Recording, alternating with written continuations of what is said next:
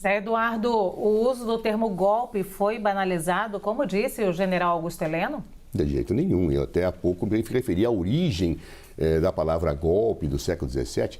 Aliás, é no sentido mais estrito da expressão que foi utilizado um governante tentando praticar, planejar, tomar iniciativas para se manter no poder. É esse o sentido. Um golpe não existe só quando é consumado. Essa é a falácia do raciocínio do Heleno. Ele pode ser tentado, da mesma forma que o homicídio.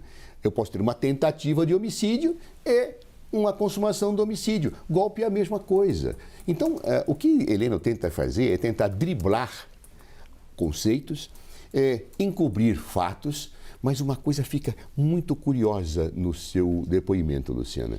Ele defende o golpe de 64. E sob que argumento? Ele defende o golpe dizendo que o Brasil ia virar comunismo nas mãos de João Goulart.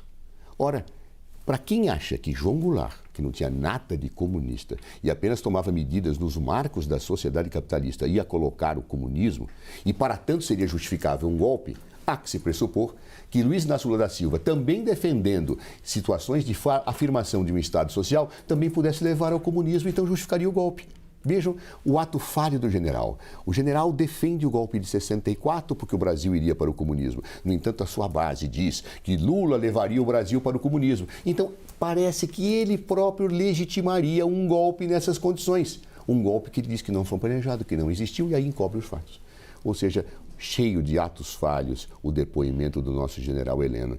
Além disso, tenta encobrir o sol com a peneira diante das evidências que estão sendo investigadas e que apontam claramente para o líder e para aquele grande arquiteto deste golpe que não tinha condições nem objetivas nem subjetivas para ser implementado, Jair Messias Bolsonaro.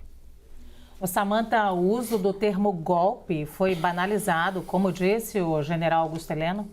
Olha, Liu, eu entendo que sim, houve uma banalização, ele dá um conceito de golpe dentro da estratégia militar e até jurídico, porque ele fala, até o Zé Eduardo coloca isso, o governante. O Bolsonaro, a gente já está há 6 meses do 8 de janeiro e nada ficou comprovado do envolvimento do Bolsonaro com os atos de 8 de janeiro, nem de nenhum outro líder. Quem foi o líder? Quem organizou? Isso não ainda restou comprovado. Temos a CPI aí, continuamos investigações, mas até agora o que a gente tem são ilações, a gente não tem nenhuma comprovação do envolvimento direto do Bolsonaro com os atos de 8 de janeiro. Eu não estou aqui justificando os atos, sou contra os atos, sou a favor da investigação e que todos aqueles que participaram e financiaram sejam punidos, mas eu não entendo que era um golpe de Estado, porque era um ato totalmente desplanejado e sem liderança. Representava muito mais a insatisfação de bagunceiros, desordeiros que realmente violaram e vilipendiaram o patrimônio público. Agora, no que diz respeito aos acampamentos, concordando ou não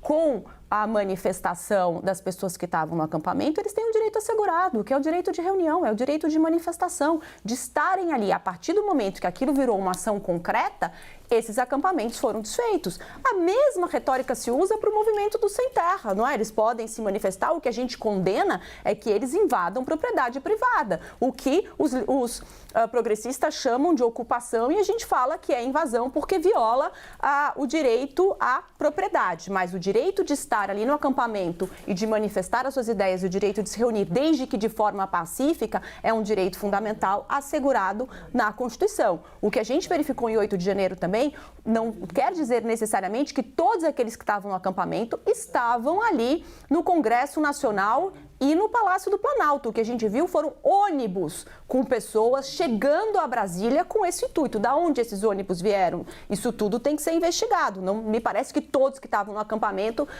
se deslocaram até a Praça dos Três Poderes. A questão da minuta golpista, eu não consigo ver juridicamente aquilo como uma minuta golpista, porque a nossa Constituição ela é muito clara e o ministro sabe disso. Para você decretar estado de defesa, o presidente faz o decreto, tem que estar de acordo com os fundamentos da Constituição, ele submete ao Congresso Nacional, em 24 horas ele tem que submeter ao Congresso Nacional, o Congresso tem que aprovar por maioria. Se o Congresso não aprovar por maioria absoluta, aquilo está desfeito. Qualquer aluno de primeiro ano da Faculdade de Direito sabe que é impossível aquilo, é juridicamente inviável, é um pedido impossível o que está naquela minuta de decreto, não é? É juridicamente impossível. E a gente tem uma minuta apócrifa, não está assinada, ninguém sabe quem é o autor daquela. Então, eu tenho dificuldade de conceber aquilo como uma minuta golpista, porque é juridicamente impossível aquilo ser um golpe.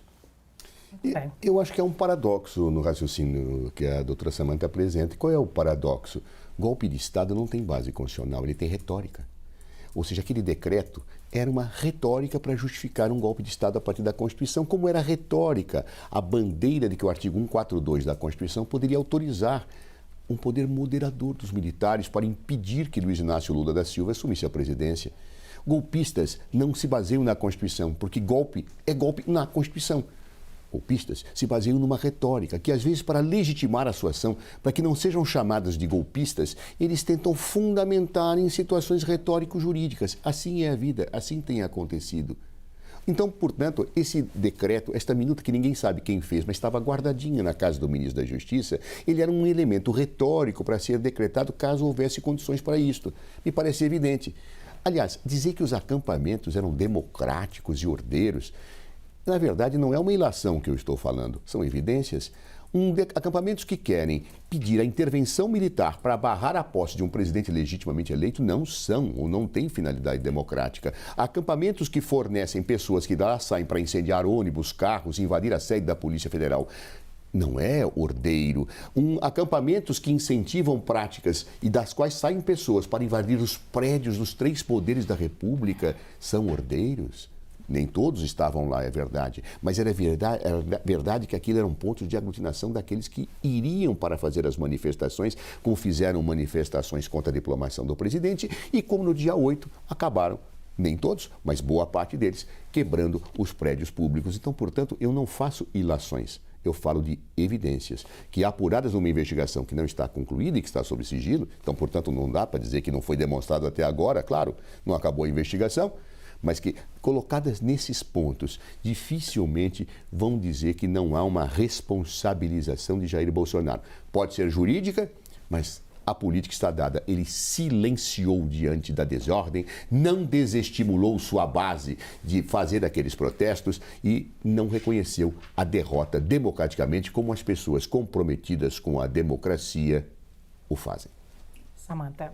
Bom, ministro, eu acho que, de certa forma, quando você coloca que o decreto é um elemento de retórica, ele não é um elemento de retórica para o golpe. Tá? Aquele decreto de estado de defesa, ele seria um instrumento jurídico impossível, até porque, para dar um golpe, o golpe é justamente a antítese, o contrário do ordenamento jurídico. Eu não preciso usar um instrumento do ordenamento jurídico para dar um golpe, não é? Então, aquele decreto é uma peça sem qualquer fundamentação jurídica e que não seria viabilizada, porque a nossa Constituição de 88 não permitiria, o Congresso Nacional não aceitaria. Então, se o golpe tivesse que ser efetivado, não seria por meio daquela minuta que carece de fundamentação jurídica, e qualquer aluno de primeiro ano da Faculdade de Direito sabe disso, e a Constituição é muito clara nesse sentido. Com a questão das pessoas terem o direito de manifestação, eu posso não concordar com as ideias delas, mas elas têm o direito de se manifestar desde que ordem pacífica. A Constituição não coloca esse limite.